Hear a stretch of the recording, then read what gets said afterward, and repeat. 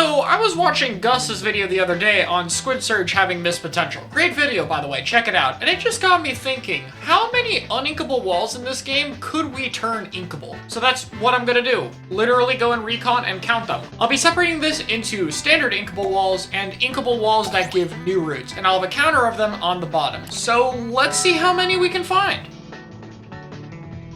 Scorch's spawn region doesn't have much since this is a squid roll spot and a lot of this is supposed to be inaccessible to attackers until they push really far, but there is this random wall we can change. And while I could point out this left side, this is a ramp in other modes and it's easier to turn it into that. The main thing to point out is this side, which has two uninkable walls. This one and this one. This one we can just straight up count to a counter of 1, but this one is normally inaccessible in zones in Turf War. However, in the other 3 modes, the most common layout, this wall wouldn't really add too much in terms of routes, so we can count this as a second normal wall, and I guess that'll also count part of the ramp. With the ramp being here, there's this block, which has 2 sides that could easily be inkable. This block is intended to be uninkable, so it's a bit different, but this wall next to it could be inkable to allow easier squid surges onto it, though I guess you could do it here. And of course, we can count this tiny wall. As for walls that would give you new movement options through the stage, we can absolutely count this giant one. This would be a really cool flank route and something we saw in the beta version of the stage, so this will be our first wall that opens up a new route, and that's Scorch.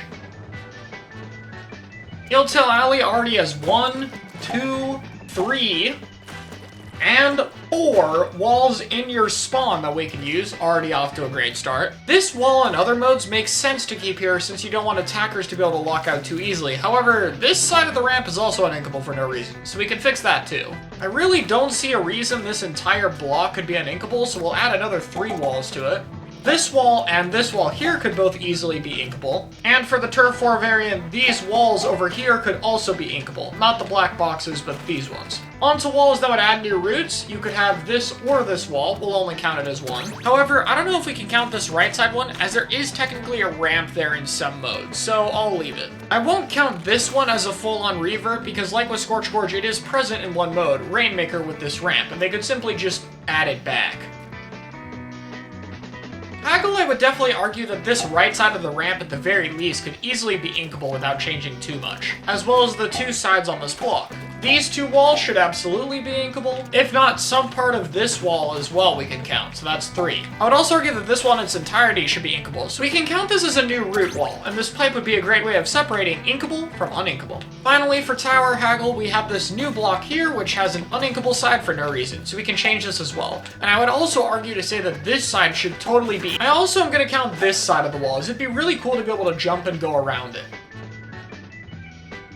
Undertow has a lot of random uninkable walls. There's this one, this one, this one, this one, this one, this one, this one, this one, and this one. And then over here, there's this one, this one, this one, and this one. Yeah, there's a lot on this map for no reason.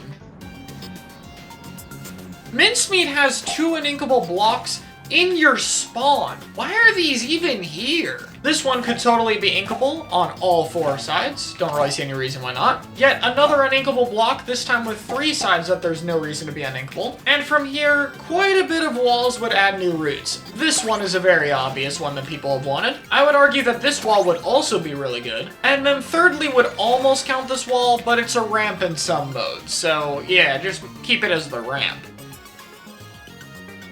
Hopping over to Brinewater, we got a stage with just 2 inkable walls. Let's try to add some more. I think this entire block could just be inkable on these 2 sides and just change this for a normal inkable wall. These 2 sides of the block could be paintable. This ledge here and here could be paintable and would allow you to squid surge onto this block, which would be pretty cool. This side of the wall could be paintable as well, and this wall, and this wall. On the flank, you have this ledge, as well as this ramp. Onto the changes that add some new routes, you could make this entire wall inkable, as well as this retreat route inkable. We already got one in spawn. Again, the enemies can't even get up here. Why aren't these 2 sides connected? This is uninkable for no reason. We got this entire wall. You can argue for the bottom part of this, but at the very least, this entire wall makes it count. This tiny wall, this wall, the entirety of the walls on this platform, this side of the wall, this side of the wall, and this side of the wall. As for a new route, I think this wall being inkable could just be super cool. Imagine the wide flank you could get with this.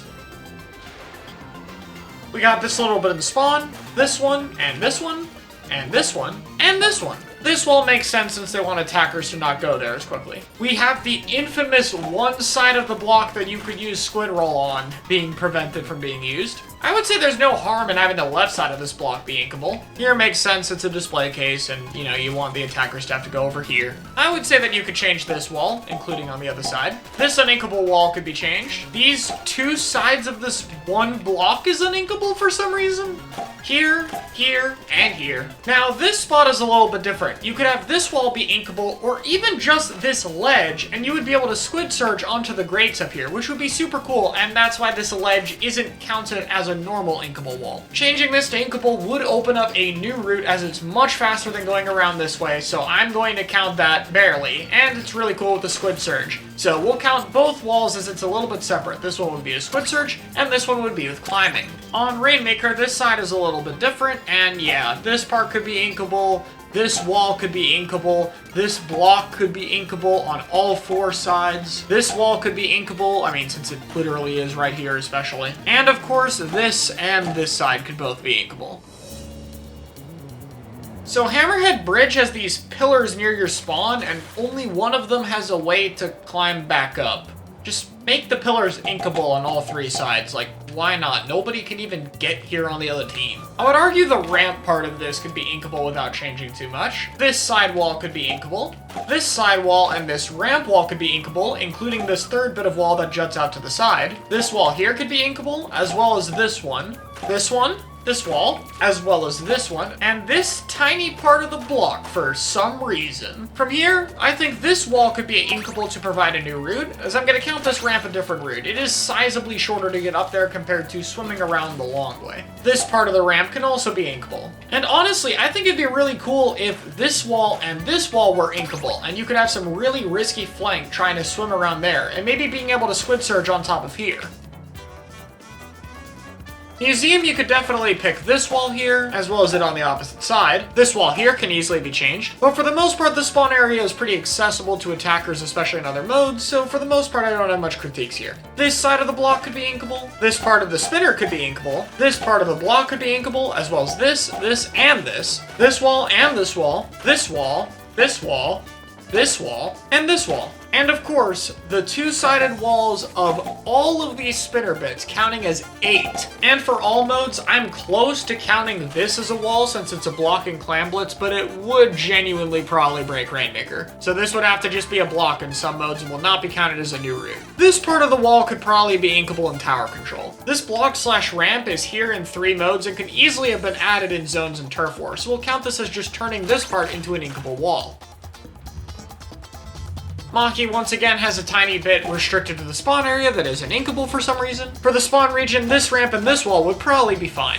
This block here on 3 sides. This block here on all 4 sides. This block here on all 4 sides. This block here on one side. This block here on this side and this side, which also goes for the smaller block on this side and this side, as well as this wall here. With the water raised, I can understand this platform not being accessible to attackers on this and this side, but this wall can absolutely be inkable. Going into new routes category, I just got one. This wall. It'd be really cool to squid roll back here or surge on top of here. Ew, it's the tower layout. So that brings this wall, this wall, this wall, this wall, and this wall. This wall in the stupid trench, this wall, and this wall from when the water rises, as well as these 2 new walls that pop up. Well, it's the modes with these weird ramps, so yeah, this entire side here, on either one really, it only counts as one, should absolutely be inkable. With the water rising, we can count this wall, as well as the other side of all of this ramp, which is uninkable for some reason.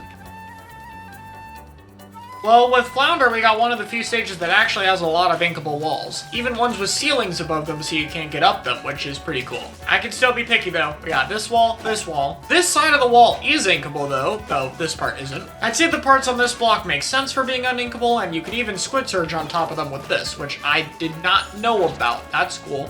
This random stupid trench should absolutely be inkable if it's gonna be here. And finally, before we get to the new route on the bottom right side, is this inkable wall. And this side technically does have paintable walls blocked off by pipes, but okay, this wall and this wall still count. And my god, this wall squid surging onto a grate would be so cool. However, I'm gonna count this and even this wall, now that I think about it, as inkable walls that would add a new route. I would say this wall should be inkable as well to add another 2 for an alternate route, but I think it's better that they just take the wall down like it was in Splatoon 1, so we won't count this part.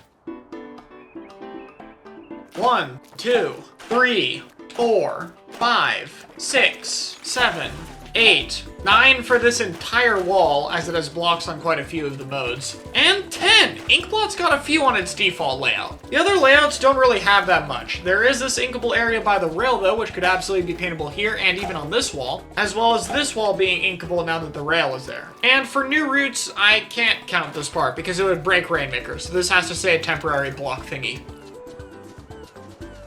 Why do we keep having blocks in spawn that we can't actually stand on? Add another 3. This wall is so tiny that I'm gonna count it. This one too. And this one. As well as this side, which isn't inkable despite the thing right next to it being, like, who decides these things? The side of this one would be fine, to be honest. I still can't get over the, like, why? Who did, like, okay. Rainmaker has this exclusive one, and I gotta mention it because it literally prevents you from squid surging onto whatever this is. So that just sucks. In spawn immediately, we already got 2 walls. This side could definitely be inkable. Same for this one. This side of the block could be really cool, I'm counting it. This ramp would have been a really cool squid roll spot. Rainmaker's got this weird wall, this wall, and I think this side of the block could be paintable too. Wahoo World's already got one right here, and even here. The other side of these rotating things could absolutely be inkable. And as for new routes, I think this wall being inkable wouldn't hurt, honestly. As well as this one. Man, so this part in spawn could totally be inkable. I mean, you can literally jump up here, and we'll count this wall too. This part of the block, this wall here. I would say this wall, but this is actually the squid surge spot, so, you know, whatever, that's fine. The left side of this wall is gotta be one that hurts. I mean, this was literally paintable in Splatoon 2. It was so cool. And for the new routes, yeah, this block in Splatoon 2 should have just made this thing a paintable wall. It only wasn't there in Zones and Turf, and it absolutely should have been.